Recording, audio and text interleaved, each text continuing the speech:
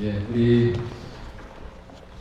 2026년 우리 지구촌 봄수련회 둘째 날 참석하는 그 청년을 아주 환영하고 축복합니다. 우리 한번 앞뒤적으로 한번 이렇게 인사했으면 좋겠습니다. 수련회 주제 보서 Follow Jesus, Follow Jesus, Follow Jesus. 한 번 더 Follow Jesus. Follow Jesus. 네. 좋습니다. 오늘 말씀을 듣기 전에 그래도 이제 오전에 우리 김하은 자매가 오늘 또 왔죠. 그래서 피아노 만든 우리 김하은 자매 우리 박수로 환영합니다. 그리고 또 저녁 뷔페에 우리 최윤영 자매와 김정인 자매가 왔습니다. 환영합니다. 아이고 우리 청년분 다 온 것 같아요. 너무 감사합니다. 네, 오늘도 예배 마치고 기도회가 이어지는데 오늘 목사님께서 또 귀한 말씀을 또 나눠주시고 그리고 또 이제 교회로 가시거든요. 또 그 일정도 여러분도 아시고 자연스럽게 대화 바뀌는 이어지는 우리는 기도의 자리로 깊이 들어가니까 우리 목사님도 가실 때 또 그렇게 또 아시면 좋습니다. 네, 그렇게 또 이영진 목사님께서 또 라이브도 해주셔서 또 가게 되거든요. 그 일정을 또 미리 말씀을 드립니다. 좋습니다. 내일 우리 청년 예배가 있습니다. 그래서 노진주 목사님께서 1시 반 또 예배 시간에 오셔서 귀한 말씀을 또 전해주시니까 내일 여러분 집에 가지 마시고 교회로 향해서 점심 같이 하고 같이 또 오후 청년 예배 같이 또 예배 드렸으면 좋겠습니다. 수고 많으셨고요. 그리고 오늘 또 보니까 우리 찬양팀 또 너무 또 열심히 또 준비해서 우리 격려의 박수 보내겠습니다. 감사해요. 우리 조장도 그렇고 예배팀장 다 또 수고 많았는데 어쨌든 그 부분 또한 또 이렇게 또 감사드립니다. 자, 오늘 주님의 말씀을 또 함께 보도록 하겠습니다. 오늘 하나님께서 우리에게 주시는 말씀은 마가복음이죠. 마가복음 9장 19절에서 24절까지 말씀입니다. 가이드북에 있고요. 혹시 그 가이드북이 혹시 없다면 지금 없다면 직접 성경을 찾으시면 좋죠. 마가복음 9장 19절에서 24절까지 말씀입니다. 우리 청년들만 한번 일어섰으면 좋겠습니다. 하나님을 경외하는 마음으로 우리 청년들만 한번 일어서 주세요. 청년들만. 우리 영진 집사님도 오늘은 청년입니다. 자, 교독하겠습니다. 대답하여 이르시되 믿음이 없는 세대여 내가 얼마나 너희와 함께 있으니 얼마나 너희에게 참으리요 그를 내게로 데려오라 하시매 이에 데리고 오니 귀신이 예수를 보고 곧 그 아이가 심히 경멸을 일으키게 하니라. 그가 땅에 엎드러져 굴으며 그러더라. 예수께서 그 아버지에게 부르시되 언제부터 이렇게 되었느냐 하시니 이르되 어릴 때부터니이다. 귀신이 그를 죽이려고 불과 물에 자주 던졌나이다. 무엇을 하실 수 있거든 우리를 불쌍히 여기사 도와주옵소서. 예수께서 이르시되 할 수 있거든이 무슨 말이냐? 믿는 자에게는 능히 하지 못할 일이 없느니라 하시니 함께 있죠? 그 아이의 아버지가 소리를 질러 이르되 내가 믿나이다. 나의 믿음 없는 것을 도와주소서 하더라. 아멘. 하나님의 말씀입니다. 자리에 앉으시도록 하겠습니다. 네, 오늘 또 목사님께서 귀한 말씀을 또 전해 주십니다. 오늘 설교 제목은요, 믿음 없음을 도와주소서. 믿음 없음을 도와주소서라는 제목으로 하나님의 말씀을 나누실 텐데요. 정말 하나님의 말씀을 사모하는 마음으로 오늘 눈을 땡그랗게 뜨고 집중하시면서 말씀 들으셨으면 참 좋겠습니다. 그리고 또 오늘 목사님도 나오실 텐데 감사의 박수로 우리 맞이하겠습니다.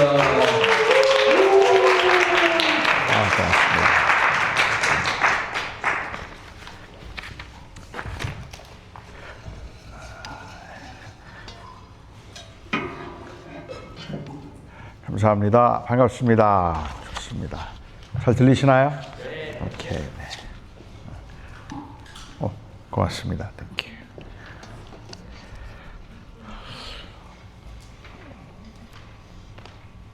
둘째 날인데 마지막 날이네요. 그죠? 내일 오후에 또 여러분들 뵈니까 저는 좀 일찍 가야 되지만 그래도 좋습니다. 제가 잠깐 기도하고 우리 말씀 나눌게요. 하나님, 이제 제가 준비한 설교를 시작하려고 합니다. 간절히 기도 없는 것은 이곳에 함께하는 우리 청년들에게 어떤 모양으로든 주의 성령께서 역사하심으로 꼭 필요한 말씀 되게 하여 주시옵소서. 하나님의 도우심을 간절히 바라며 예수님의 이름으로 기도합니다. 아멘. 언어가 달라서 말이 안 통하는 건 이해가 되잖아요. 그렇죠? 영어가 잘 안 돼서 한국말이 잘 안 돼서 그래서 소통이 잘 안 되는 거는 이해가 되는데 똑같은 언어를 쓰는데도 소통이 안 된다는 느낌을 받을 때가 있어요. 분명히 같은 언어인데 이상하게 말이 안 통하고 못 알아듣는 것 같은 그런 경우들, 그리고 때로는 오해가 생기기도 하죠. 뭐 여러 가지 이유가 있을 텐데 제가 생각하는 그 이유 중에 하나가 있다면 어떤 용어를 사용할 때 그 용어에 대한 그 기대나 의미가 조금씩은 달라요.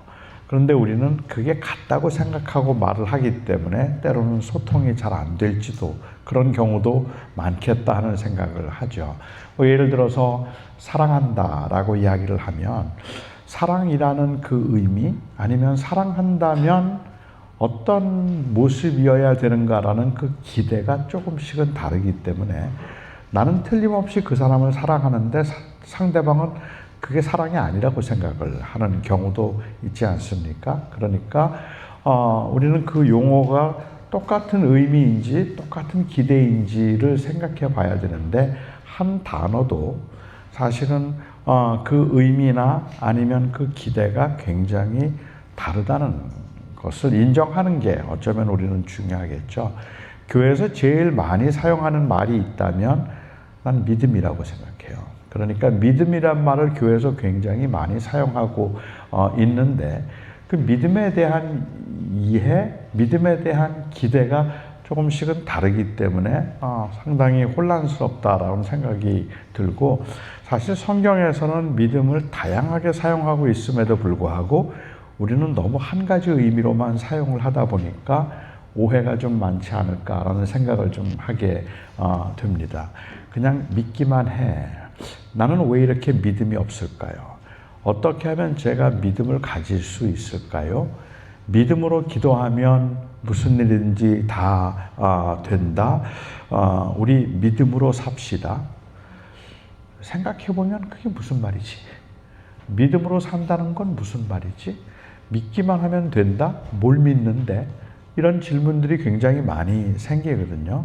근데 우리는 그런 것들을 그냥 획일화시켜서 생각하고 있기 때문에 오해가 많은데, 사실 성경을 보면 제가 생각할 때 성경에서는 여러 다양한 의미로 믿음을 사용하고 있어요. 저는 그 믿음의 의미가 무엇인가를 이해하기 위해서 일반적으로 제가 하는 그 습관이긴 하지만 어떤 단어의 의미를 찾기 위해서 저는 종종 그 단어의 반대말이 뭘까 하는 걸 한번 생각해 봅니다. 그 반대말을 알면 그 의미가 좀 더 확실해지겠다는 생각이 들기 때문에 그런데, 믿음의 반대말이 뭘까요? 믿음의 반대말, 야고보서에 있는 말씀을 보면 믿음의 반대말은 의심이에요. 그러니까는 어떤 경우는 내가 믿음이 없다라고 할 때 그 말은 의심을 한다는 그러한 뜻으로 받아들이죠. 야고보서 1장 6절에 말씀하시기를 너희는 의심하지 말고 믿으라 라고 해요. 조금 더 의심하지 말고 믿음으로 구하라. 의심하는 자는 마치 바람에 밀려 요동하는 물결과 같으니 두 마음을 품은 자로서 정함이 없는 자로다. 이런 자들은 무엇이든지 주께 구한 것을 얻을 줄로 생각하지 말라. 그러니까 믿음으로 기도한다는 말은 의심하지 않고 기도하는 것.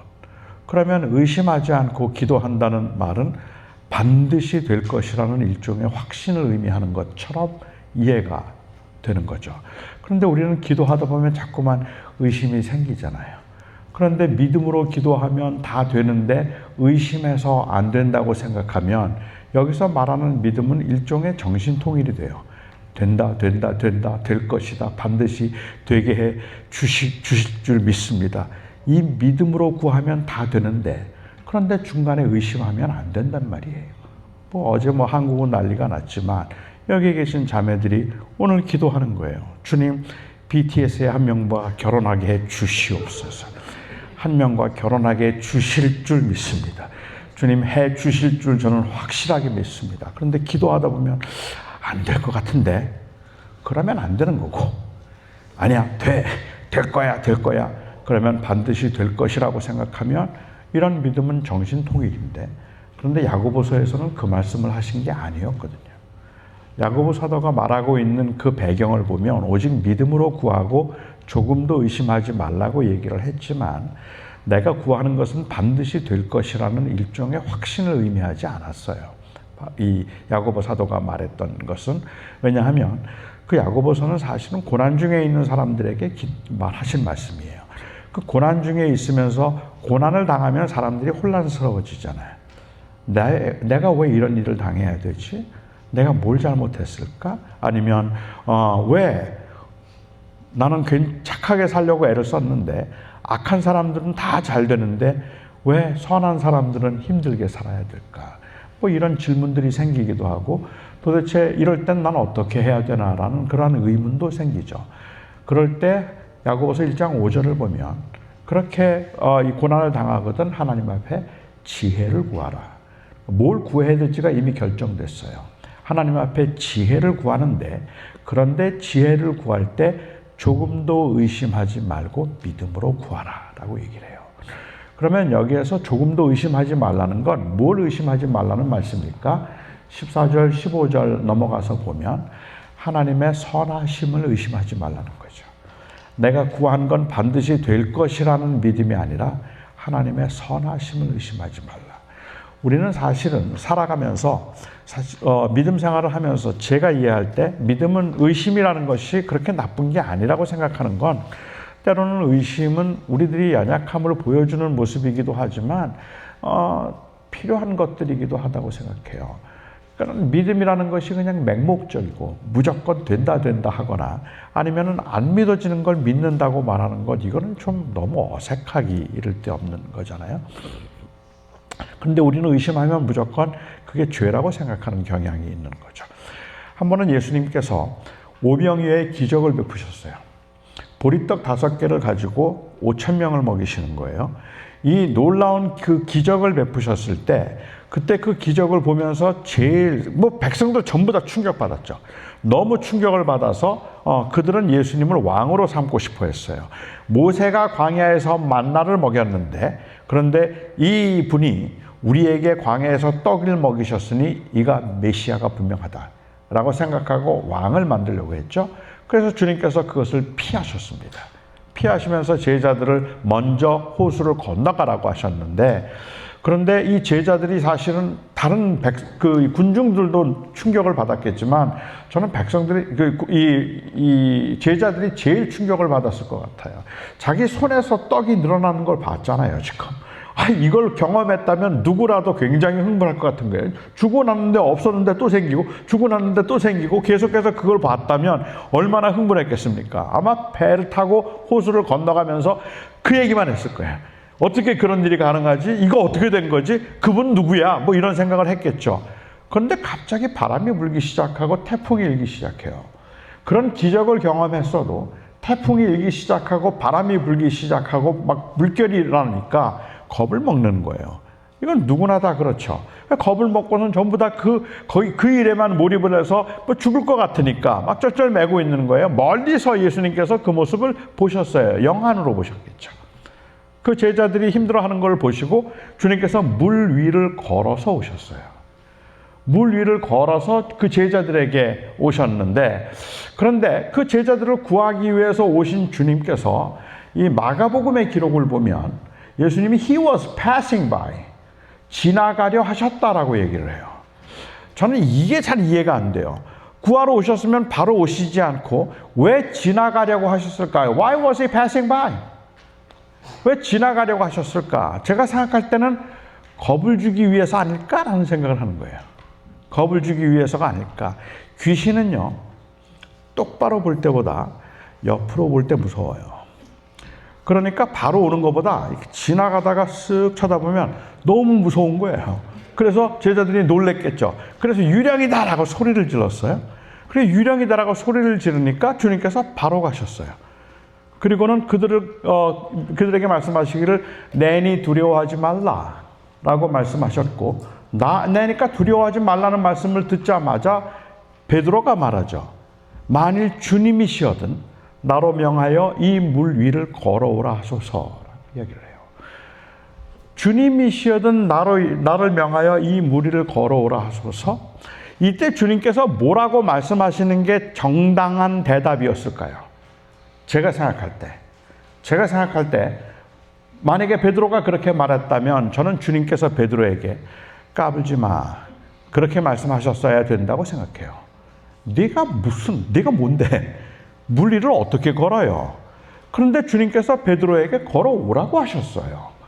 그리고 베드로가 물 위에 올라섰습니다. 몇 발자국 걸었을까요? 아니, 얼마나 오래 서 있었을까요? 한 두 발자국 걸었을 것 같아요. 물결이 막 일어나기 시작하니까 갑자기 겁이 나는 거예요. 너무 무섭고 겁이 나니까 막 빠져드는 거죠. 그때 예수님께서 그를 급하게 건져주시면서 말씀하시기를 믿음이 적은 자여 왜 의심하였느냐라고 말씀하셨어요. 그리고는 그를 건져주셨죠. 우리는 이 말씀을 들으면서 종종 이 잘못 이해하는 것이 이 베드로가 왜 물에 빠지게 되었을까? 베드로가 물에 빠지게 된 이유가 무엇일까? 의심했기 때문이죠. 의심했기 때문에 믿음이 적어서, 그러니까 의심하지 않으면 된다. 여러분, 의심하면 물에 빠집니다. 의심하지 말아야 됩니다. 뭐 이런 말들을 우리는 해요. 그런데 저는 그 말씀을 보면서 예수님께서 믿음이 적은 자여 왜 의심하였느냐는 말씀은 어떻게 하면 물에 빠지지 않을 수 있을까라는 노하우를 가르쳐 주는 말씀이 아니에요. 만약에 주님께서 그 의미에서 이 말씀을 하셨다면, 그렇다면 베드로가 그 다음 날부터 해야 되는 일은 뭘까요? 갈릴리 바닷가에서 계속 연습을 해야 돼요. 내가 믿으며 이번에는 빠지지 않으리라. 이번에 한번 걸어보리라. 주님처럼 한번 물 위에서 펄펄 날아보리라. 뭐 이렇게 생각하고 막 걸으면 된다. 내가 빠지지 않을 거라고 믿고 그렇게 걸은다고 하면, 그러면 그렇게 될 수 있을까요? 안 돼요. 베드로는 절대로 물 위를 걸을 수 없어요. 그건 예수님, 하나님이 하신 일이에요. 그러면 결국은 믿음이 적은 자여 왜 의심하였느냐라는 이 말씀의 의미는 무엇일까? 어쩌면 베드로에게 있어서는 그 믿음이 적다는 사실, 그리고 의심할 수밖에 없는 사실에 대한 인정이에요. 그것을 알도록 하심이죠. 그래서 예수님께서 물 위를 건져주셨을 때 모든 제자들이 했던 말이 뭐예요? 당신은 진실로 하나님의 아들이십니다. 그 고백이거든요. 결국은 이 사건이 보여주는 건 어떻게 물 위를 걸을 수 있을까? 그것을 말하는 것이 아니라 예수가 누구이신가? 그걸 보여주신 사건이죠. 예수님은 하나님의 아들이시다. 제자들은 그걸 믿었다는 거예요. 그걸 믿었던 것을 이야기하는 것이지, 나는 절대로 빠지지 않을 거야 라는 그 확신, 이것을 가지면 안 빠진다, 그런 뜻이 아니었다고 보는 거죠. 그러니까는 때로는 그 우리의 의심을 통해서 우리는 내가 아니라 하나님만이 나의 생명이시고, 내가 믿음을 지키며 사는 것은 내가 아니라 바로 주님의 은혜만이 가능하다는 것을 우리로 하여금 경험하게 만드시는 그러한 일들일 수도 있겠죠. 그러니까는 의심하고 있는 상태에 대해서 이건 무조건 의심하지 않는 어떤 통일된 마음을 유지하는 것을 요구하신 건 아니겠다. 요한복음에 보면 믿음의 반대말이 뭘까요? 요한복음의 믿음의 반대말은 불신이에요. 의심이 아니라. 요한복음에 나오는 제자들과 그리고 종교 지도자들의 차이가 있다면, 요한복음에 나오는 제자들을 보면요, 이들은 예수님을 계속해서 예수님의 말씀을 오해를 했어요. 어느 때는 이해를 하지 못하기도 하고, 어느 때는 여전히 자기의 그 야망을 해결하지를 못한 상태에서 내가 주님의 오른편에 앉고 싶습니다 라는 이야기를 하기도 하고, 아니면은 그들이 왕이 되어서 자기들이 권력을 누릴 수 있기를 기대했던 마음도 있었죠. 그러한 흔들림이 있기는 했지만 두려움도 있어서 불안함도 있고, 베드로처럼 예수님을 부인하는 경우도 있었지만, 요한복음의 경우를 보면 그 제자들의 특징은 주님을 향한 그 마음은 진실했어요.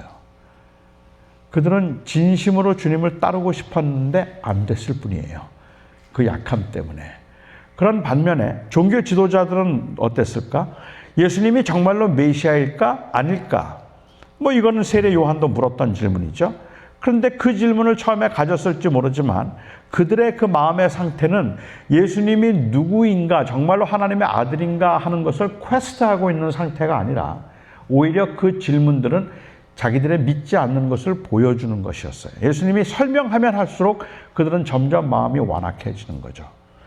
예수님이 처음에는 메시아인가 표적을 보여달라고 이야기를 해요. 요한복음 2장을 보면 정말 메시아인지 표적을 보여달라고 얘기를 해요.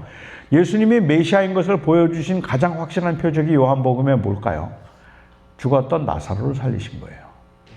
죽었던 나사로를 살리셨을 때 그때 다른 모든 사람들은 열광을 하면서 호산나 다윗의 자손이여 예수님을 왕으로 만들려고 하죠. 종교 지도자들은 그때 뭘 했을까요? 예수를 죽이기로 결정해요.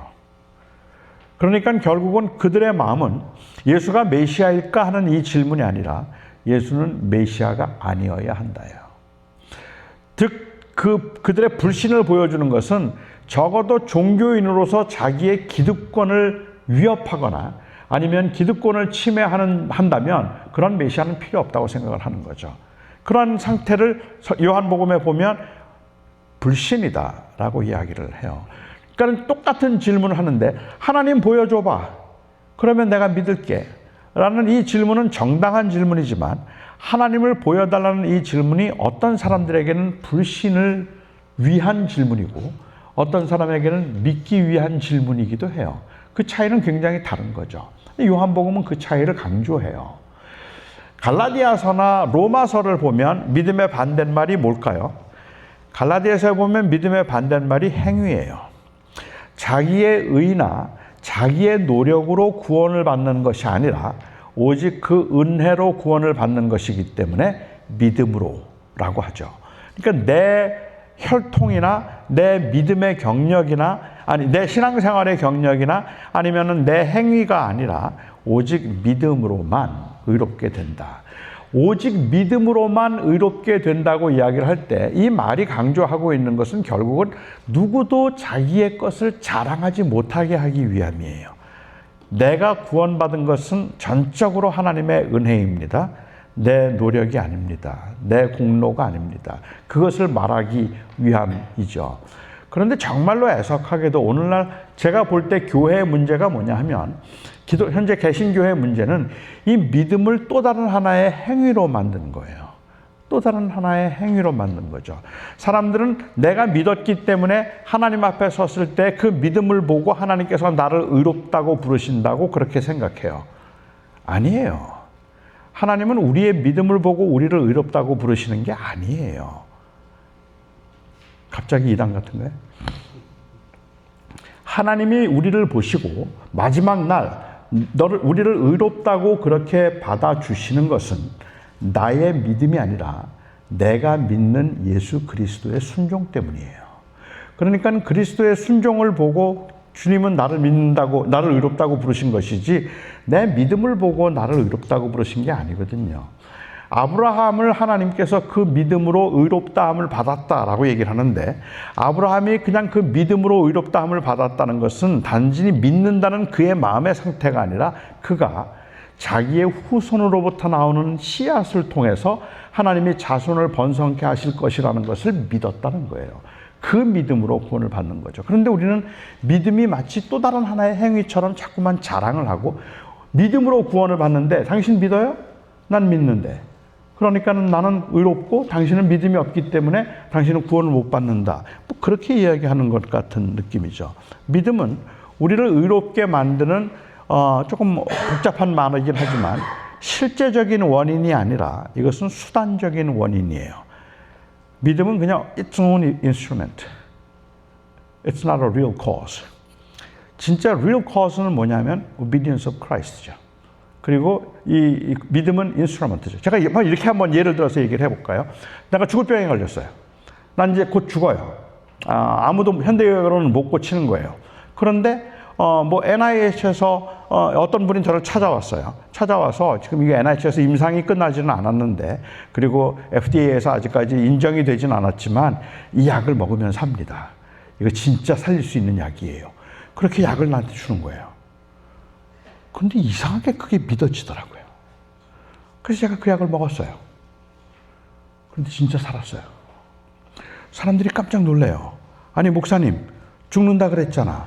근데 어떻게 살았어요? 마치 내가 살아난 게 억울한 것처럼 죽는다 그랬는데 어떻게 살았어요? 라고 얘기를 해요. 그럴 때 보통 일반 사람들은 뭐라고 말해요? 나도 죽는 줄 알았어요. 그런데 누가 약을 가져다 줬는데 그 약을 먹고 내가 살았어요.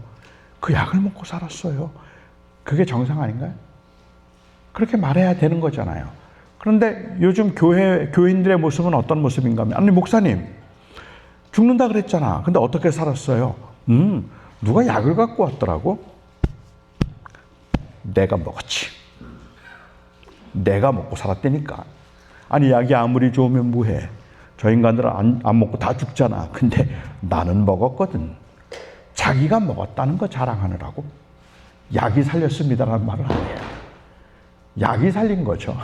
그러니까는 그 약이 그리스도의 순종이라면, 그것을 믿고 믿음으로 내가 먹었다면, 그 먹은 그 믿음은 내가 그 약을 먹어서 살았어요라고 말을 하지만 실제로 날 살려준 거는 내 믿음이 아니라 그 약이죠. 그렇잖아요. 그리스도의 순종이 우리를 의롭게 만든 것이지 내가 믿었다는 나의 믿음이 의롭게 한 게 아닌데, 자꾸 이 믿음을 가지고 팔을 만들고 싸우고 분쟁을 하고 믿음이 없다고 다른 사람들을 정죄하고 내가 믿음이 있다고 자랑하고, 이런 모습들은 진짜 믿음의 의미를 모르는 것 같다는 거예요. 이거는 우리가 자랑할 수 없도록 만드는 게 믿음인 건데 말입니다. 그죠? 네 번째 믿음의 반대말이 뭘까 생각하면, 히브리서를 보면 믿음의 반대말은 보는 것이에요.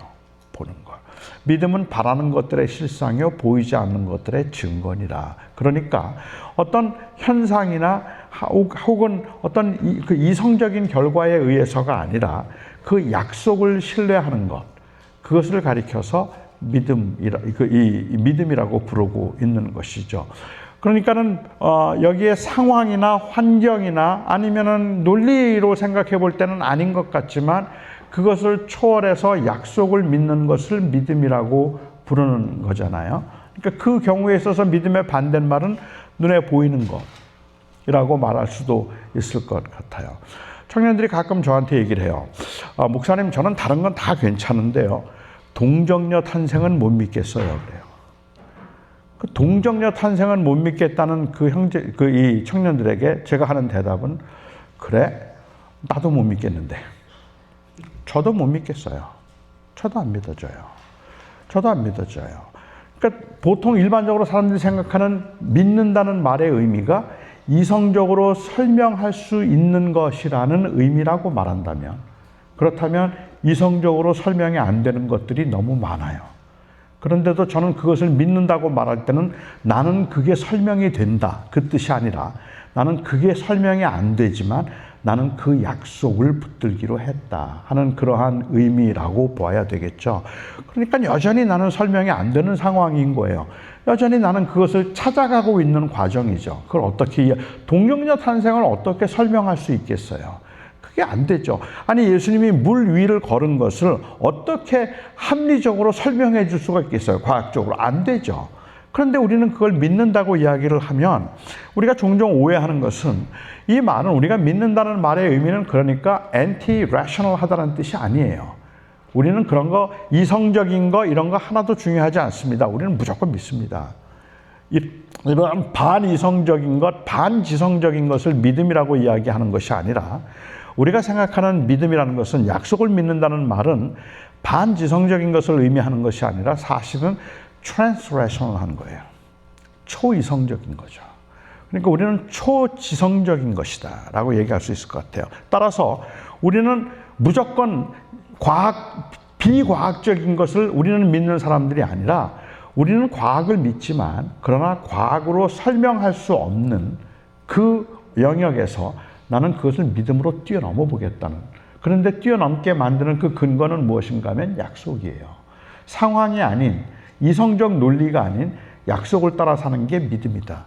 이것을 히브리서는 강조하고 있는 것이죠. 믿음의 반대말이 뭘까요? 믿음의 반대말은 의심이기도 하고, 믿음의 반대말은 불신이기도 하고, 믿음의 반대말은 행위이기도 하고, 믿음의 반대말은 이성적, 논리적 결과이기도 해요. 그러니까는 그만큼 다양한 것들을 우리는 너무 한 가지 의미로만 자꾸 이해를 하려고 한다는 말이에요. 그러니까 믿음을 보통 생각할 때, 어떤 사람들이 생각하는 믿음이라는 것은 그냥 단순한 intellectual agreement를 믿음이라고 이야기를 하는 거예요. 그래서 그게 믿음이라는 말의 의미는 내가 그것에 동의한다는 뜻이라고 생각하는 거죠. 그렇게 만약에 동의하는 것을 믿음으로 생각하면 세상에 믿음처럼 쉬운 게 없어요. 쉬워 보이는 게 없어요. 믿음처럼 쉬워 보이는 게. 근데 우리의 일상생활 가운데 내가 믿는다는 말의 의미는 그냥 단순히 지적으로 동의한다는 그러한 뜻이죠. 그러니까 일종의 오피니언이에요. 너무 많은 경우에 그걸 믿음이라고 생각을 하는 거죠. 그래서 그냥 나는 그렇게 생각하는 청년들이 만약에 저에게 물을 때 목사님 UFO를 믿으세요 그래요. UFO를 믿으세요 그러면 저는 늘 하는 대답이 난 믿지 라고 얘기해요. 저는 UFO를 믿거든요. UFO를 믿는다는 말의 의미는 제가 말하는 그 의미는 뭐 외계에서부터 외계에 생물이 있는가 외계로부터 누가 왔는가 이런 걸 저는 그런 건 모르고 그냥 UFO를 믿는다는 말의 의미는 말 그대로 Unidentified Flying Object. 사진에 찍혔으면 뭐가 있겠지. 그게 무슨 우주선이든 아니면 비행선이든 뭐든 간에 아무튼 so Unidentified Flying Object가 있다면 나는 믿지. 그러니까는 사진이 안 찍혔겠어? 사진이 사람이 봤다면 뭔가 있겠지. 그게 뭔지는 모르지만. 그러니까 저는 UFO를 믿는다고 말을 해요. 제가 그렇게 믿는다는 말의 의미는 UFO가 있다는 것에 대한 저의 intellectual agreement일 뿐이에요. 나는 UFO에 관한 기사가 타임지에 나와도 안 읽어요. 저는 지금까지 살면서 하늘을 쳐다보고 어디가 UFO 있나 찾아본 적도 한 번도 없어요. 저는 관심이 없어요. 그냥 거기에 대한 나의 오피니언일 뿐이에요. 어떤 사람들이 하나님을 믿는다고 말하면 하나님을 믿는다는 말은 그 정도예요. Intellectually, I think God exists. 어떤 사람들은 I don't think God exists. 그냥 opinion일 뿐이에요. 그게 내 삶에 아무런 영향을 주지 않아요. 사실은. 그냥 그럴 수도 있고 아닐 수도 있다고 생각해요. 근데 우리는 자꾸만 그걸 믿음이라고 생각을 하는 것이시죠.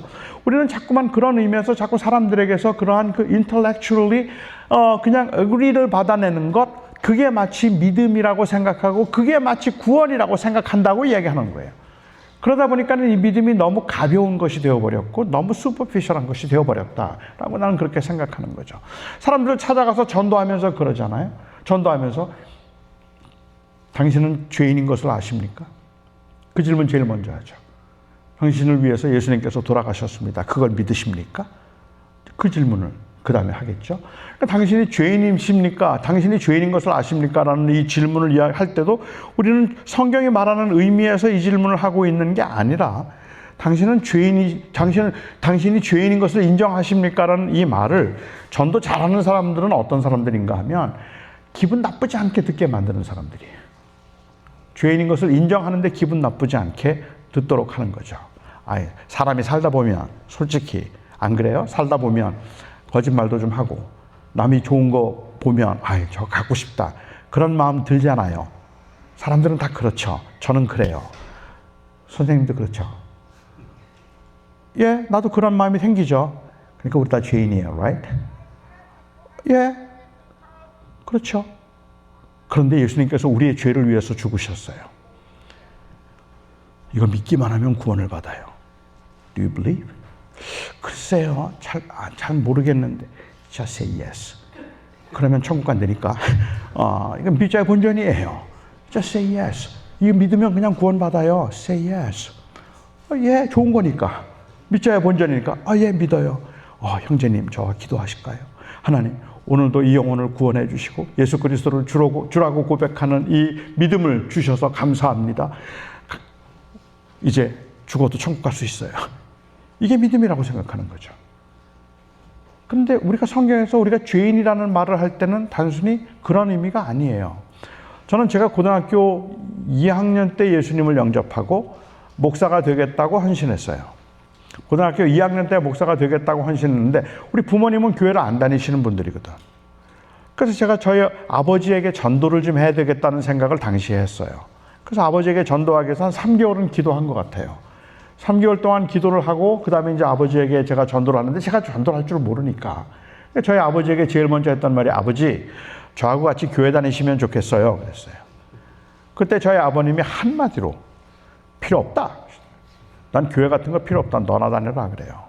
그래서 제가 아니에요 아버지. 모든 사람은 다 죄인이기 때문에 아버지도 예수님 믿고 죄사함 받고 그리고 천국 가면 좋겠어요. 그렇게 말씀드렸어요. 그때 저희 아버님이 말씀하시기를 내가 무슨 죄인이냐 그러시는 거예요. 내가 살인을 했냐 도적질을 했냐 내가 무슨 죄인이야. 그 순간 저는 우리 아버지가 죄인인 것을 증명해야 될 사명이 느껴진 거죠. 거룩한 사명이 느껴졌어요. 그래서 제가 저희 아버지에게 아버지 혹시 잊으셨는지 모르겠는데 초등학교 5학년 때 아버지 술 잡수고 들어오셔서 자고 있는 나를 발길로 찾던 거 기억나세요? 안 나세요? 아버지 엄마하고 싸우면서 엄마한테 손찌검 하려고 한 거 내가 본 적 있는데 아버지 그런 적 없으세요?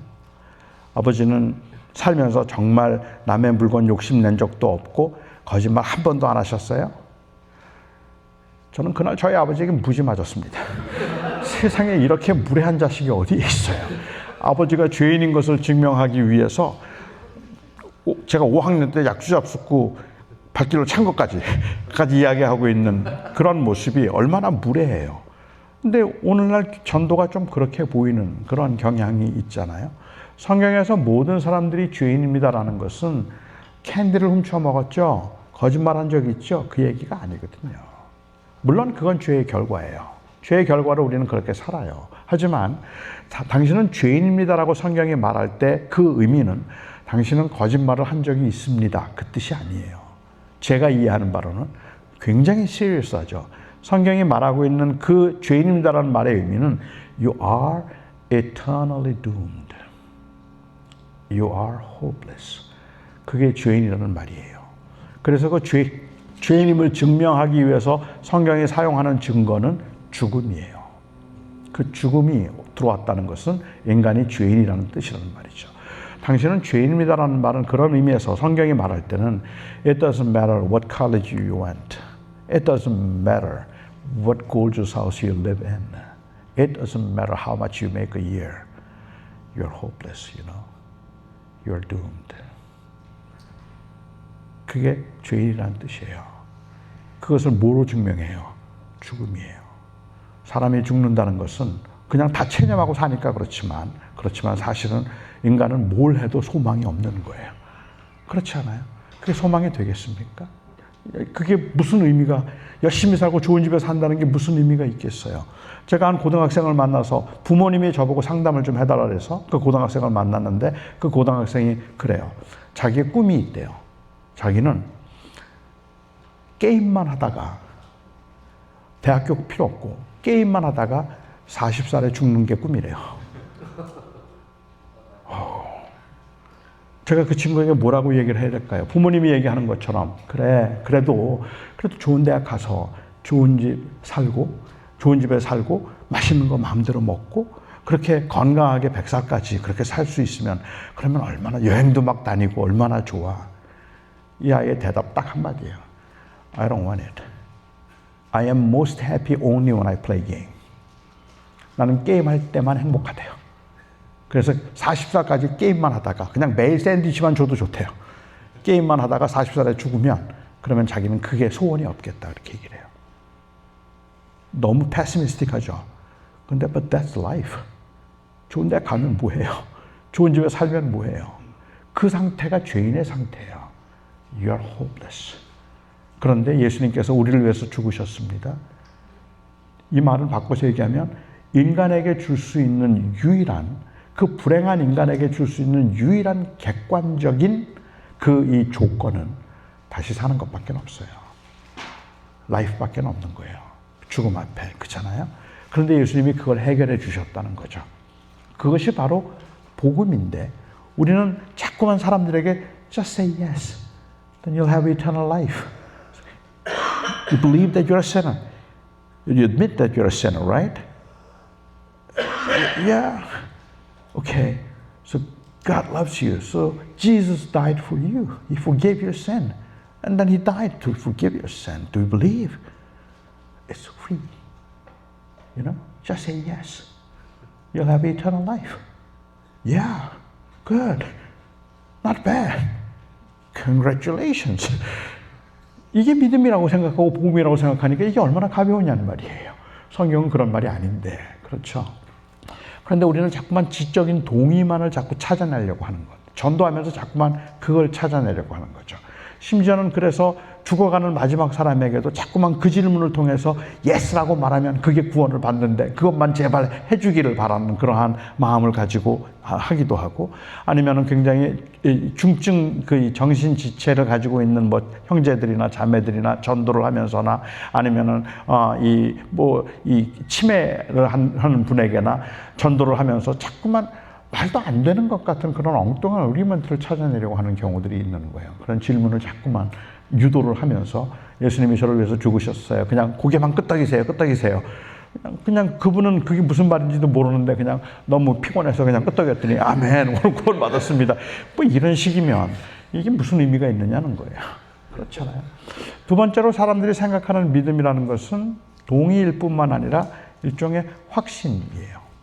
그 확신을 믿음이라고 사람들은 생각하는 것 같아요.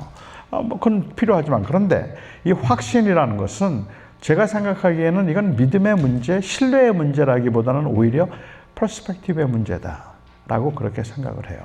그러니까 어떤 부분에 대해서 내가 확신을 가지고 있다면 그 확신은 어떤 자기의 소신을 의미하는 것이지 하나님을 신뢰하는 것과 별로 상관이 없는 경우도 있더라는 거예요. 그런 경우들이 많죠.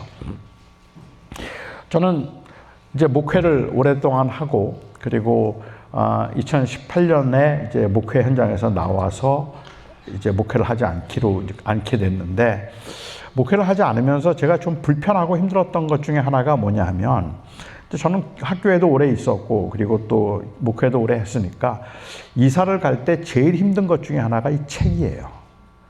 이 책이 너무 큰 짐인 거야. 그 책이 너무 큰 짐이기 때문에 달라스로 이사를 가면서 제가 이제 제 아내에게 이야기를 했어요. 내 소원이 있다면, 내 꿈은 이 책을 다 둘 수 있는 서재가 큰 집을 하나 사는 거야. 그래서 내가 그게 내 꿈이야. 우리 서재가 서재가 큰 집을 하나 장만하자. 그렇게 얘기를 했어요. 그랬더니 제 아내가 반대를 해요. 우리 이제 은퇴를 했기 때문에 가능하면 미니멀하게 살아야 된다는 거예요. 그래서 큰 집을 사면 안 된다는 거예요. 그래서 제가 난 이 책 다 둬야 되는데, 이 책을 다 두기 위해서 제 아내에게 여보, 우리 하나님 앞에 기도하면 하나님이 우리에게 좋은 집 주실 거야. 아니, 우리가 기도하면 하나님이 우리 이런 책을 둘 수 있는 집을 달라 그러면 하나님이 안 주실까? 우리 기도하자. 하나님이 분명히 우리 좋은 집 싸게라도 구할 수 있게 해 주실 거야. 라고 그렇게 얘기를 했어요. 그랬더니 제 아내가 아니라는 거예요. 제가 제 아내 보고 당신 왜 이렇게 믿음이 없냐? 하나님 기도하면 주시지. 이 좋은 집 달라고 기도하면 하나님이 주실 거야. 그러니까 우리 기도하자.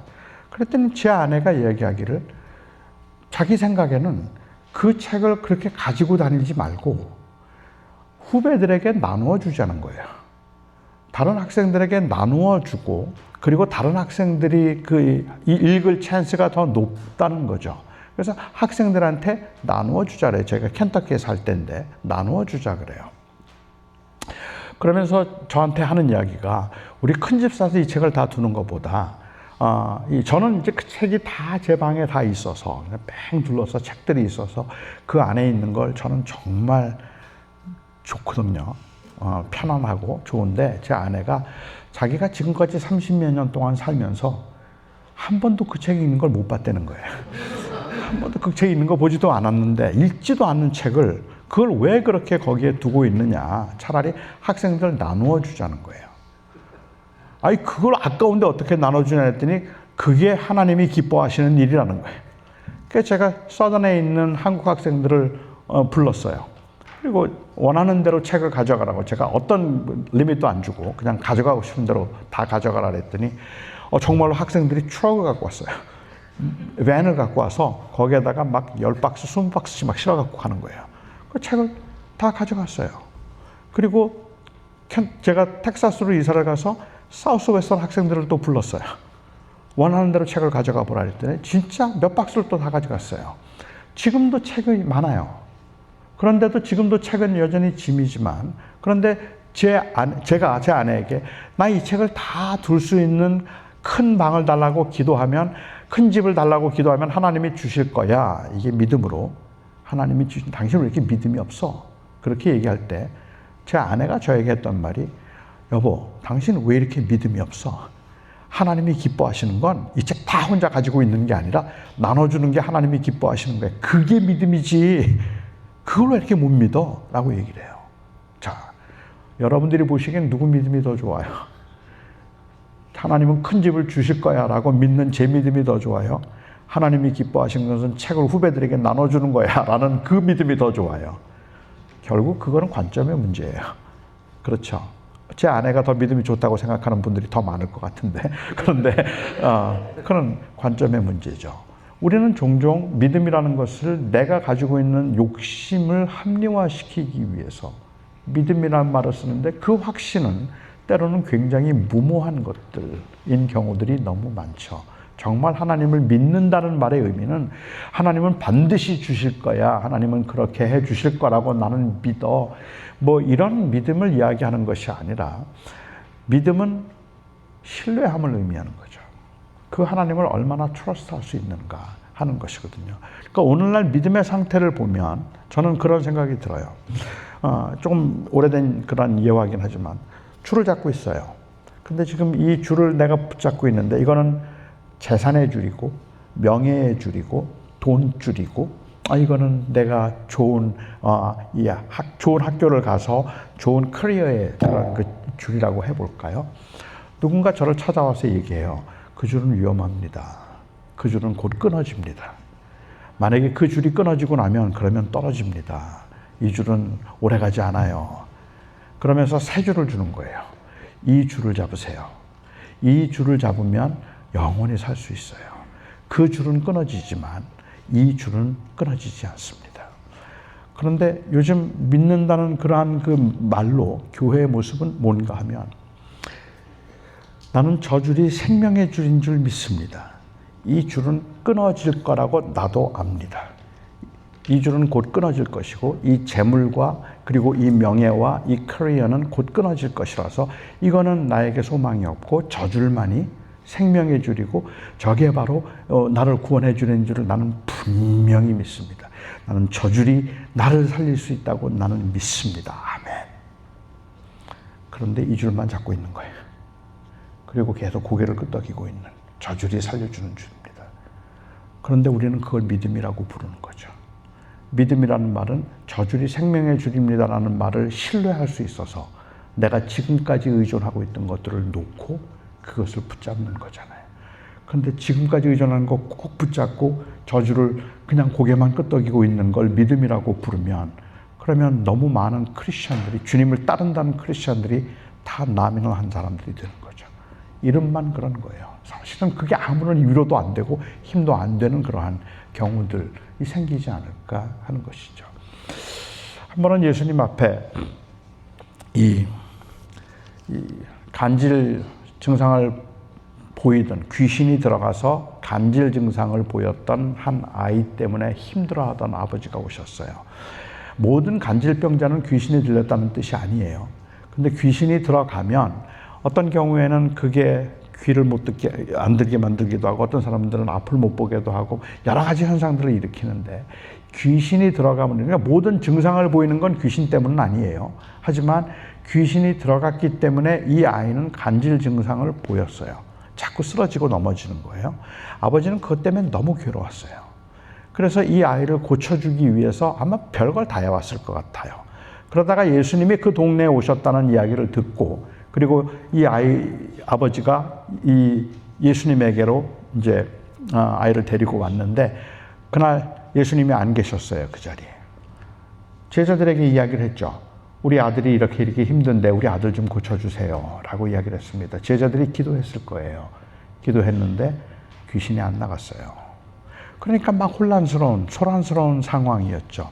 그런데 제자들이 그렇게 기도를 해줄 때, 제자들은 믿음도 없으면서 그렇게 기도해 준 거 아니에요. 제자들은 이미 벌써 귀신이 쫓겨나고 그리고 병자들이 낫는 것을 경험한 사람들이에요. 그들이 12제자가 전도를 나갔을 때, 70명이 전도 나갔을 때, 나중에 예수님께 돌아와서 말하잖아요. 귀신이 쫓겨나고 그리고 병자들이 낫습니다. 경험한 사람들이거든. 그러니까는 그 귀신 들렸다는 아이를 보고, 그 아버지를 보고 불쌍히 여겨서 기도를 했겠죠. 그리고 귀신에게 명했겠죠. 안 나갔어요. 예수님께서 돌아오셨더니 막 소란스럽고 시끄러운 거예요. 무슨 일인가 그랬더니 이 아버지가 예수님 앞에 다가왔어요. 그리고는 말합니다. 우리 아들이 너무 힘들어서 내가 그 귀신을 쫓아내달라고 아들에게 부탁을 했는데 그런데 제자들이 하지 못했습니다라고. 주님께서 믿음이 적은 세대예요. 내가 언제까지 이 일을 더 참으리요? 라고 얘기를 하죠. 이건 그들을 책망하신 말씀이 아니라 여전히 고난 가운데 있는 그 시대에 대한 탄식이시죠. 그 절망 가운데 있는 사람들에 대한 안타까움을 말씀하시고 난 다음에 그 다음에 아이를 데려오라고 했어요. 이 아이가 주님을 보자마자 그냥 쓰러졌어요. 그리고 거품을 일으키면서 쓰러진 거예요. 그렇게 거품을 일으키고 쓰러지는 모습을 보고 주님이 너무 안 돼서 아버지에게 물었죠. 언제부터 이렇게 되었느냐? 그러자 아버지가 대답합니다. 어릴 적부터입니다. 어릴 적부터 때로는 이 아이가 자기의 몸을 물속에도 던지고 때로는 불 속에도 던져서 귀신이 이 아이를 죽이려고 했습니다. 라고 이야기를 해요. 그러면서 아버지한테 하는 말이 혹시 할 수 있거든, 할 만하시거든 우리 아들 좀 고쳐주세요. 우리를 불쌍히 여겨주시옵소서 라고 이야기를 합니다. 그리고 예수님께서 말씀하시기를 할 수 있거든이 무슨 말이냐 라는 말씀을 하셨어요. 믿는 자에게는 능치 못함이 없으니라 라고 말씀을 하셨죠. 저는 이 아버지가 주님 앞에 했던 말, 할만하시거든 우리를 좀 불쌍히 여겨주시옵소서, 이게 믿음이 없어서 이렇게 말했다고 저는 생각하지 않아요. 오히려 진실하고 간절한 그러한 마음의 표현이었다고 생각하는 거죠. 때로는 합리적인 의심일 수도 있어요. 제자들이 이미 못 고쳤잖아요. 마음의 상처를 받은 상태잖아요. 그렇지 않아요? 그리고 정중한 마음의 표현이었을 수도 있겠죠. 그러니까 이건 믿음이 없기 때문에 할만하시거든이라고 말한 게 아니라는 말이에요. 저는 제가 목회를 하는 동안에도 그렇게 말하는 분들이 얼마나 진실한지 제가 알거든요. 저를 찾아와서 부탁을 하기도 해요. 목사님, 혹시 괜찮으시면 우리 아들 좀 만나 주실래요? 라고 이야기를 해요. 혹시 괜찮으시면 우리 아들 좀 만나 주세요. 그렇게 말하는 그 부모 앞에 저는 한 번도 괜찮으면이 무슨 말이냐, 그렇게 말한 적 한 번도 없어요. 괜찮으면이 무슨 말이냐, 믿는 자에게 능치 못해 만나 주세요라고, 만나 주셔야 합니다라고 말해야지 괜찮으시면이 무슨 말이야 도대체, 이렇게 말한 적 없거든요. 왜냐하면 할만하시거든, 혹시 시간이 되시거든, 혹시 괜찮으시면, 저 안 괜찮은데요? 그분이 그렇게 말할 때 그게 얼마나 간절하고 정중한 표현인지를 내가 알기 때문에 그래요. 그분들이 목사님 혹시 시간 되시면 우리 남편 좀 저를 위해서 기도 좀 해주세요 라고 이야기를 하고 있는데, 그렇게 말하는 그분들이 얼마나 간절한지를 제가 알죠. 사실은 예수님도 그 말씀 하셨잖아요. 헬라어를 보면 똑같은 단어거든요. 할만하시거든 이 잔을 내게서 거두어 주시옵소서. 이 할만하시거든이라는 말의 의미는 하나님의 능력을 의심해서 혹시 할 수 있으면 이런 뜻이 아니었거든요. 너무너무 괴롭고 그 길을 가야 한다는 것을 알지만, 그렇지만 너무 이게 힘듭니다라는 고백이잖아요.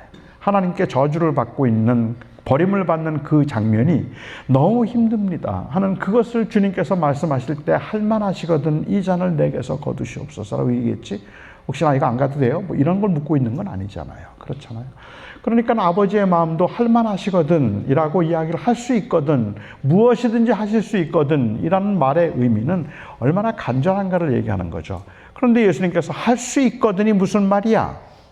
믿는 자에겐 능치 못함이 없다. 지금 예수님이 이 말씀이 지금 아버지가 그 의심을 했기 때문에 책망하고 계시는 건가요? 해 주셔야 합니다라고 말해야 되는데 할 수 있거든이라고 말했기 때문에 그래서 주님께서 그 말씀을 하시는 걸까요? 아닐 겁니다. 여기서 말하는 믿음이라는 것은 무조건 하나님께서 해 주세요라고 그렇게 강요하는 것만을 의미하는 건 아니잖아요. 그렇잖아요. 우리는 하나님이 무엇이든지 하실 수 있다는 것은 우리는 믿어요. 사람들이 갖고 있는, 우리가 가지고 있는 고민은요, 하나님의 능력에 대한 의심이 아니거든요. 우리는 모두 다, 아마 여러분들 모두 다 그렇다고 저는 생각하고 저도 그런데, 저는 하나님은 무엇이든지 하실 수 있다고 저는 확신해요. 하나님께서 우리 지구촌교회 청년회를 주께서 내년 이 수련회까지 부흥시키셔서 내년 수련회 왔을 때는 여기가 아니라 저기 오디토리움을 꽉 채우고도 남도록 청년들을 보내주실 수 있을까요? 아멘. 하실 수 있죠. 하나님께서 여러분들을 지금 있는 곳보다 훨씬 더 좋은 직장에, 그렇게 일할 수 있도록 하나님께서 그렇게 인도하실 수 있을까요? 아멘. 비록 지금 여러분들의 성적은 그냥 CCD지만, 그렇지만 주님께서는 다음 학기에는 All A로 전액 장학금을 받게 해 주실 수 있을까요? 아멘. 하실 수 있어요. 하나님은 제가 지금 여기 올 때는 불편했지만, 그렇지만 설교가 끝날 때쯤 됐을 때는 제 다리를 고쳐주셔서 저로 하여금 뛰게 하실 수 있을까요? 아멘. 하실 수 있어요. 우리의 질문은 하나님이 하실 수 있는가에 대한 질문이 아니에요. 그런데 하실까요? 그걸 모르겠어요. 하실 수 있는 건 알겠는데 정말 그걸 원하실지, 하실까? 그 질문이 우리의 질문이잖아요. 우리가 지금 기도하고 있는 그 기도는 할만하시거든 이라는 말의 의미는 하나님의 능력을 의심하고 있는 것이 아니라 그거 하나님 원하시는 겁니까? 하는 그 질문이잖아요. 무엇이든지 할 수 있죠. 하실 수 있죠. 그런데 그것이 하나님의 원하심인가 하는 것 때문에 우리는 그것을 다 구하지 않잖아요. 할 수 있거든이 무슨 말이야? 라는 이 말의 의미는 예수님께서는 뭐든지 다 할 수 있는데 너 왜 그거 의심해서 그 이야기를 하는 게 아니거든요. 오히려 믿는 자에게는 능치 못함이 없다라고 이렇게 말씀을 하셨더니 아버지의 반응이 재밌잖아요. I believe. 내가 믿습니다. 소리를 쳤어요. 내가 믿나이다. 나의 믿음 없음을 도와주소서. 이건 또 뭐예요? 그냥 믿습니다. 주세요. 이렇게 말하면 몰라도 믿습니다. 나의 믿음 없음을 도와주소서. 그러니까 믿는단 말이에요? 안 믿는단 말이에요? I believe, so help my unbelief. 이게 무슨 고백일까 하는 거죠. 저는 그런데 이게 우리의 고백이라고 생각을 하는 거예요. 믿음의 본질이 어쩌면 이걸지도 모른다는 생각을 하죠. 아버지가 가지고 있는 것처럼 우리는 할 수 있거든이 무슨 말이냐, 믿는 자에게 능치 못함이 없다는 이 말씀의 의미는, 너는 믿는 자라고 하는 이 말의 의미도 누구의 믿음을 가리키는지 저는 잘 모르겠어요. 제자들은 믿음이 없어서 못 고치고 예수님은 믿음이 있어서 고치는 걸까요?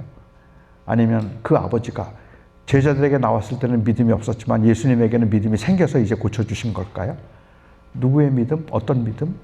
여기 믿는 자에게 능치 못함이 없다고 말씀하실 때 여기 이 말의 의미는, 저는 그냥 하나님께서 그와 함께 하심으로 하나님이 분명히 그를 사랑하신다는 것을 보여주신다는 그러한 의미 이상은 아닐 거라는 거예요. 그래서 그 아버지가 얘기할 때 내가 믿나이다, 나의 믿음 없음을 도와주소서라고 얘기하죠. 이거는 믿었다 안 믿었다 한다는 말이 아니라 믿음이라는 것이 갖고 있는 긴장이에요. 나는 틀림없이 예수 그리스도가 나의 주님임을 믿어요. 예수님만이 생명이고 그리고 나에게는 그것이 유일한 희망이라는 것을 나는 믿어요. 그런데 흔들려요. 바람만 불면 흔들리고, 그리고 괜찮았다가도 갑자기 어려운 일이 생기거나 힘든 일 만나거나 아니면은 관계가 어려워지기 시작하거나 내가 하고 있는 그 일에 위협을 느끼기 시작하는 순간부터 우리는 막 말할 수 없이 불안하고 두려운 걸요. 바람이 불면 흔들리고 두려운 그 모습, 그 연약한 가운데 예수 그리스도가 분명히 고치실 수 있음을 나는 믿지만, 그런데 우리의 삶의 현장에서 그런 어려움과 시련이 올 때마다 흔들리고 있는, 어떻게 할지를 모르겠는, 두려워서 잠도 이루지 못하는 그러한 나의 그 연약함과 부족함, 이것이 우리의 상태란 말이에요. 사람들은 좋은 믿음을 가지면 안 흔들릴 거라고 생각을 해요. 그런데 좋은 믿음을 가졌다고 흔들리지 않는 게 아니에요. 이 세상에 좋은 믿음은 없어요. 누구나. 우리는 믿음으로 산다는 말의 의미는 그 하나님을 붙들고 치열하게 그 하나님을 의지하려고 우리는 몸부림을 치고 있는 거죠. 그런데 그 고백은 분명하고 진실하거든요. 여러분도 마찬가지잖아요. 예수님이 하나님의 아들이시고 예수님을 통해서 내가 구원을 받았다는 걸 믿잖아요. 그렇게 믿는데도 불구하고 눈에 보이는 것들이 자꾸 우리에게는 유혹이 되기도 하고 우리를 흔들리게 만들기도 하는 거죠. 사람들은 좋은 믿음을 그게 흔들리지 않는 상태라고 생각하는 게 이게 문제라고 저는 생각을 했어요. 어떤 믿음이 성숙한 믿음이고 어떤 믿음이 좋은 믿음이라고 생각합니다. 저는 좋은 믿음이 없다고 생각하지만, 저를 찾아와서 질문을 하면서 목사님, 제 믿음이 너무 부족해요. 어떻게 하면 제가 좀 믿음이 좋아질 수 있을까요? 라고 묻는 분들, 그분들이 기대하고 있는 좋은 믿음이 뭘까 생각해 봤어요. 어떤 걸까요? 흔들리지 않는 모습이에요. 그 모습이 좋은 믿음이라고 생각을 하는 거죠. 그걸 믿음의 성숙이라고 생각하는 거예요. 그러니까 이런 거죠. 사람들이 기대하는 건 저는 믿음이 너무 좋은 사람이에요. 저는 하나님을 신뢰하는데 믿음이 진짜 저는 좋아요. 그래서 세상의 일에 욕심도 없고 세상 일에 관심도 별로 없어요. 돈이 떨어져도 그거 아무것도 아니에요. 좀 힘든 일을 만나더라도 천국 갈 건데 주님께서 회복시키실 걸 생각하면 아무것도 아니죠. 저는 그냥 아침에 일어나서 기도를 하면서 예수 그리스도의 은혜를 생각하고 내가 받은 구원을 생각하고 죽을 수밖에 없는 죄인을 하나님이 나를 사랑하셔서 십자가에 돌아가셨다는 것만 생각하면 그냥 가슴이 막 두근두근거리고 너무너무 좋아서 주님 이게 어떻게 이런 일이 너무너무 감사해요. 이 세상에 걱정, 근심 하나도 없어요. 제 아내는 믿음이 부족해서 맨날 고민하고 걱정하는데 저는 그런 거 걱정 없어요. 주님께 맡기면 돼요. 다 맡기고 먹을 거, 입을 거 염려하지도 않고 걱정도 하지 않고 그냥 저는 늘 하나님의 은혜에 감사하고 성경만 읽으면 그냥 행복해요. 기도만 하면 너무너무 좋아요. 그래서 저는 기도가 온통 그런 기도예요. 주님, 저는 정말로 주의 은혜가 감사합니다. 저를 구원해 주셔서 저에게 영원한 생명을 주심을 저는 진심으로 감사하며 저는 이거면 됩니다. 예수님이면 됩니다. 세상에 있는 거 아무것도 저는 관심도 없고 욕심도 없어요. 저는 괜찮습니다. 저는 괜찮은데 그런데 주님, 우리 서 목사님 좀 도와주세요. 왜 저렇게 믿음이 없어서 얼굴에 저렇게 얼굴이 완전히 사갔어요, 주님. 뭐가 저렇게 근심이 많은지, 뭐가 저렇게 이 두려움이 많은지 주여 저를 불쌍히 여겨주시고 저에게 믿음을 주셔서 저로 하여금 담대하게 주님만 바라보게 해주세요. 저요? 제 걱정 안 하셔도 돼요, 주님. 저는 그냥 잘합니다. 아무 문제 없습니다. 사람들이 생각하는 이 믿음은, 성숙한 믿음은 인디펜던스예요. 그런데 진짜 믿음은 인디펜던스가 아니라 토럴 디펜던스예요. 믿음이 깊어지면 깊어질수록 그리고 하나님과의 관계가 더 새로워지고 경험이 있으면 있을수록 우리의 마음에 드는 것은 저 이제 안 흔들려요 그 말이 아니라 저 주님 없이 하루도 못 살겠어요 그 말이에요. 나 주님의 도우심이 아니면 저 못합니다. 그 고백을 하죠. 저는 고등학교 2학년 때 목사가 되겠다고 헌신했습니다. 그렇게 헌신하면서 제가 시작한 기도가 있습니다. 하나님, 저 좋은 목사 될 겁니다. 그리고 좋은 목회자 되고 싶습니다. 그러니 제가 좋은 목사가 되기 위해서는 제가 너무 약한 것 같아요. 제 다리 좀 고쳐주세요. 저는 그 기도를 시작했습니다. 제 다리 고쳐주시면 그러면 저 좋은 목사 되겠습니다.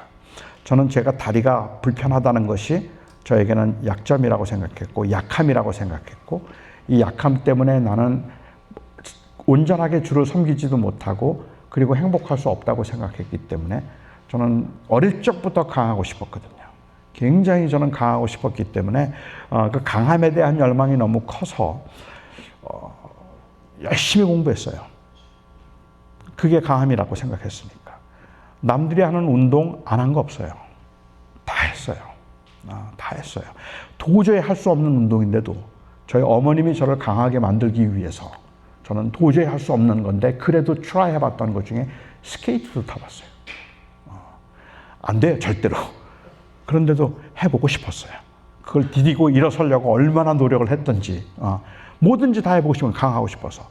소셜 미팅을 가면 분위기를 주도하는 사람은 언제나 저예요. 저는 약한 모습을 보이고 싶지 않았기 때문에 집에 돌아와서는 외로워서 울어요. 하지만 밖에 나갔을 때는 사람들은 나를 혹시 장애인이라고 무시할까 봐 항상 분위기를 주도하고 항상 웃기고 항상 앞서 제일 말을 많이 하고 제가 그러면서 강해 보이려고 강해지려고 애를 많이 썼기 때문에 제가 목사가 되겠다고 헌신하는 순간부터 제가 했던 기도가 하나님 저를 좀 강하게 해주세요. 그 기도였고 그래서 저는 제 다리 좀 고쳐주세요. 이 기도를 4년 동안 했어요. 하루도 빼놓지 않고 했습니다. 제 다리 고쳐달라고. 좋은 목사 되겠다고. 대학교 2학년 때 볼티모어에서 운전하고 가는 길에 어느 미국 교회 앞에 지나가는데 거기에 Healing Service Tonight 하는 그 표시가 있더라고요.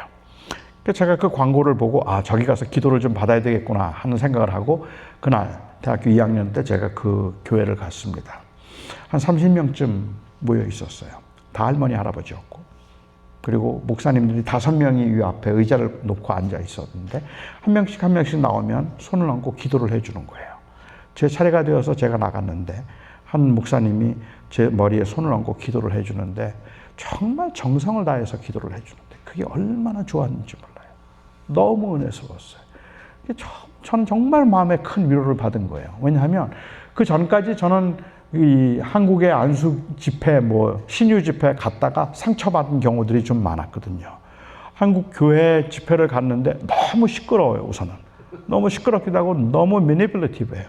너무 인위적이라는 생각이 자꾸만 드는 거예요. 저를 위해서 막 기도를 하면서 자꾸만 다리가 나온다 막 소리를 지르면 막 그냥 사람들이 막 울고 불고 막 아우성을 치고 막 그러는, 안 나오는데 근데 자꾸만 다리가 나온다 막 그러면 그냥 막 사람들이 막 놀래고 울고 흥분하고 이러는 모습을 보면서 제가 이거 뭐야 막 이런 생각이 들고, 왜 성령께서는 이렇게 복잡하고 이렇게 시끄러워야 되지 막 이런 생각을 했던 거예요.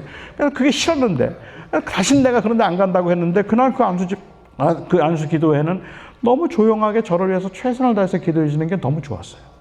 근데 기도가 끝나고 난 다음에 목사님 한 분이 설교를 하는데 그날 설교가 제 마음을 완전히 뒤집어 놨어요. 저는 제 속에 그런 분노가 있다는 걸 처음 알았어요. 너무너무 막 화가 나서 견디질 못하겠는 거예요. 근데 그날 목사님이 했던 설교는 다른 건 아니에요. 믿음으로 기도하면 무슨 병이든지 다 낫는다예요. 믿음으로 기도하면 무슨 병이든지 다 낫는다고 말하는데, 그런데 왜 그렇게 화가 납니까? 왜 이렇게 억울합니까? 내가 지난 4년 동안 기도했는데 무슨 믿음을 하나님은 원하시는 건데, 어째서 내 병을 안 고쳐주시는 건데, 믿음으로 기도하면 정말 병이 다 낫는다고? 이런 생각이 드니까 너무 화가 나서 못 견디겠더라고요. 예배를 마치고 난 다음에 목사님 찾아갔어요. 그 목사님에게 제가 물었어요. 목사님, 정말로 믿음으로 기도하면 병이 다 낫습니까? 그러자 그 목사님이 말해요. 믿음으로 기도하면 무슨 병인지 다 낫는데요. 정말입니까? 그렇대요. 저는 사실 바울 얘기하고 싶었거든요. 바울에게 육체에 가시가 있었잖아요. 그 육체의 가시를 거둬달라고 기도했는데 고쳐주셨나요? 안 고쳐주셨잖아요. 제가 그 얘기를 하고 싶었는데 목사님이 먼저 그 얘기를 해요.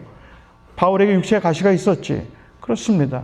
그 육체의 가시를 거둬달라고 하나님 앞에 기도했다. 그 병이 나았을까 그래요. 우리는 그 육체의 가시가 어떤 병인지 정확히는 몰라요.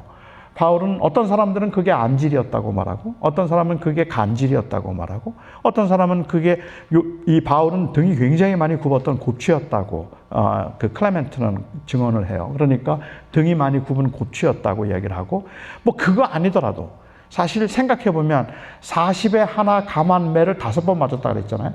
40에 하나 감한매면 몇 대예요? 39대잖아요. 39대라고 안 그러고 왜 40에 하나 뺀 거라고 이렇게 말을 했을까? 유대인들이나 당시 로마 사람들은 40대를 맞으면 죽는다고 생각했어요. 그러니까 40에 하나 감한매라는 이 말에 함축되어 있는 의미는 죽을 때까지 맞았단 말이에요. 죽도록 맞았단 말이에요. 죽도록 5번 맞았으면 몸이 다 골병 드는 건 맞는 거죠. 구체적으로 뭐가 그를 제일 괴롭혔을지는 모르지만 아무튼 그를 굉장히 괴롭혔던 육체의 가시 때문에 하나님 앞에 그거 고쳐달라고 기도했잖아요. 그런데 병이 나았나요? 안 낫잖아요. 제가 그 목사님이 그런데 기도했는데 병이 나았을까 그래요. 안 낫습니다. 목사님이 얘기하기로 그 병 나았지 그래요. 아니에요. 목사님 낫지 않았습니다. 그리고 목사님이 저에게 설명하기를 그게 너무 괴로워서 육체의 가시를 거두어달라고 하나님 앞에 3번 기도했다. 그렇게 기도한 끝에 하나님께서 내가 받은 계시가 너무 크기 때문에 너로 하여금 교만하지 않게 하기 위해서 내 몸에 육체의 가시를 두었다. 내 은혜가 내게 족하다. 내가 약할 그때가 곧 강함이 된다. 그 말씀을 응답을 들었지. 그렇습니다. 그리고 나서 바울이 또 기도했을까? 저에게 물어요. 또 기도했을까요? 안 했죠. 하지 않았습니다. 그러자 목사님이 얘기하기로 그럼 그 병은 나았지.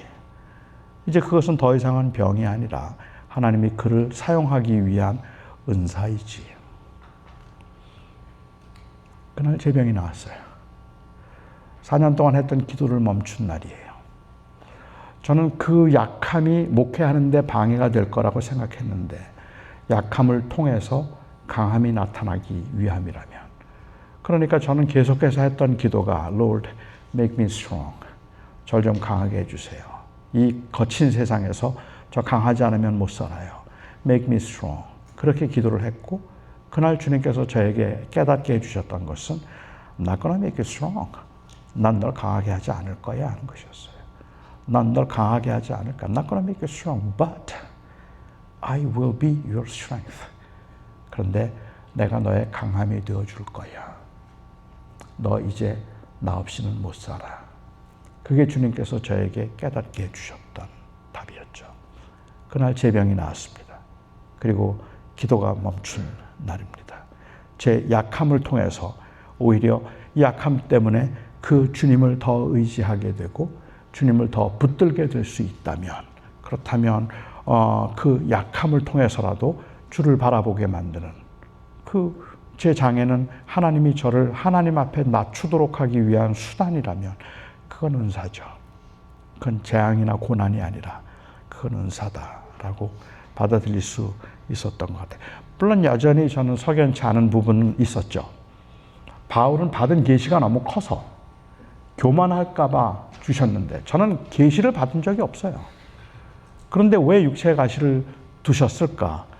그리고 생각해 볼 때 가장 합리적인 이유는 저의 이 목사하기 아까운 외모예요. 자꾸 연예계로 나간다 그럴까 봐 하나님께서 그러면 안 된다. 그래서 육체의 가시를 두셨구나 생각하니까 또 위로가 되기는 해요. 그것도 괜찮기는 해요. 아버지가 하고 있는 이 고백은 내가 믿나이다. 나의 믿음 없음을 도와주소서. 이게 우리 모두의 고백이에요. 우리 모두는 굉장히 강하고 싶어져요. 믿음이 좋다는 말도 그런 의미에서 자꾸만 독립을 말하는 거예요. 흔들리지 않는 모습. 그렇지 않아요. 정말 좋은 믿음은 없어요. 저는 좋은 믿음이 있는 것이 아니고 우리가 강하려고 자꾸 노력하기보다 오히려 강함이 되시는 주님을 붙드는 것이 믿음이라면 하나님, 제가 너무 약해요. 제가 너무 부족해요. 제가 너무 많이 흔들려라는 이 고백이 믿음 없음을 도와주소서라는 고백이죠. 그러나 내가 믿나이다는 그러나 내 소망은 오직 주님께만 있음을 나는 압니다. 그거잖아요. 아마 어쩌면 여기 있는 우리 청년들의 경우에 있어서도 굉장히 혼란스럽고 힘든 건 난 하나님을 믿는데 내 믿음이 위선이 아닐까? 내가 가짜가 아닐까 생각하는 거죠. 왜 이렇게 흔들리지? 자꾸만 욕심이 생기고 자꾸 세상을 보면 힘들고 안 그럴 줄 알았는데 그런데 관계에서 힘든 일을 만나고 나면 정말 갑자기 우울해지고 모든 걸 다 그만두고 싶은 그러한 일들도 발생하니까 말이에요. 한국에서 제가 최근에도 한 분하고 상담을 하는 중에 전도사님이고 주를 위해서 헌신한 사람인데 마음에 한 청년을 교제하게 되었고 그리고 이제 그 전도사님이 그 청년과 이 교제하면서 결혼까지 생각을 했다가 그리고 어려움이 생겨서 관계가 끊어졌어요. 그리고 저한테 상담을 했던 건 자기는 정말 자기 본인에게 너무 실망하고 충격을 받았다는 거예요. 안 그럴 줄 알았고 주님이 최고라고 자기는 생각하면서 평생을 사역을 했는데 그 형제에게 자기가 형제하고 관계가 끊어지고 난 다음에 아무것도 하기가 싫어지더래요. 모든 게 다 원망스러워지고 갑자기 그냥 교회고 뭐고 다 그만두고 싶고 그냥 다 하기 싫고 갑자기 막 그렇게 흔들리는데 나는 정말로 믿음이 있었나? 이런 생각이 들더라는 거예요. 제가 그 여자 전도사님에게 제가 말했어요. 그 자매에게 제가 말하기를 원래 믿음은 그런 거예요. 원래 믿음은 그래서 우리가 붙들려고 애를 쓰는 거죠. 우리가 믿는 바를 붙들고 믿음 없음을 도와주소서라고 그렇게 기도할 수 있는 것. 이 아버지가 했던 그 간절하고 절실한 고백이 우리의 고백 아닙니까? 그게 믿음이죠. 여러분들의 흔들림을 두려워할 필요가 없다고 저는 생각해요. 여러분들의 연약한 모습을 보이거나 나는 왜 이렇게 약하지 믿음이 없지? It's okay. It's okay. 우리가 믿는 것은 내 믿음이 아니라 그리스도를 믿는 거니까. 그래서 오늘도 우리는 이 밤에도 우리는 다시 한번 하나님 앞에 또 회복하고 기도하는 거죠. 주님, 제가 믿습니다. 제가 진실로 믿습니다. 나는 그리스도를 믿습니다. 나는 내가 그리스도의 힘을 믿습니다. 나는 예수 그리스도를 통해서만 삶의 소망이 있음을 믿습니다. 그렇게 기도하는 거죠. 그런데 흔들려요. 그런데 무서워요. 그런데 자꾸만 바람이 불 때마다 난 믿음이 없는 걸까라는 생각이 드니까 나의 믿음 없음을 도와주소서. 그리고 우리가 기도하는 것은 하나님이 나를 강하게 하지 않지만 강함 되시는 주님을 붙들고 싶습니다. 그 기도 아닐까 싶어요. 그래서 강함 되시는 주님, 여러분의 강함 되시는 주님, 끝까지 여러분과 동행하시는 그 하나님을 우리가 믿고 하나님 앞에 오늘도 소리쳐 아버지가 외쳤던 내가 믿나이다. So I believe. Help my unbelief. 그 기도가 여러분들의 기도가 될 수 있기를 바랍니다. 기도하겠습니다. 사랑하는 나의 주님, 정말 하나님을 믿고 믿음으로 담대하게 이 세상을 살아가고 싶은데 순간순간 흔들리는 우리의 모습을 볼 때마다 내가 정말 믿음이 있는가 싶기도 하고 내가 정말 하나님을 사랑하는가 싶기도 해서 우리가 더 힘이 좌절되기도 하고 또 부끄럽기도 합니다.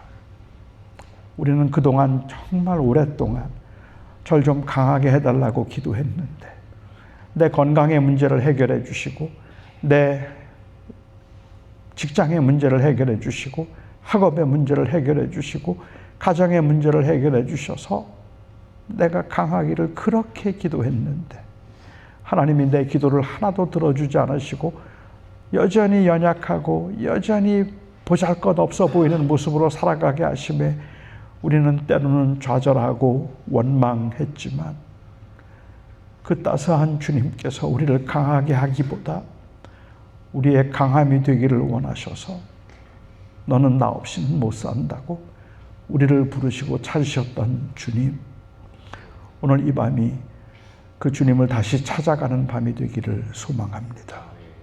주여, 우리가 분명히 믿사오니 우리의 믿음 없음을 도와주소서. 예수님의 이름으로 기도합니다. 아멘.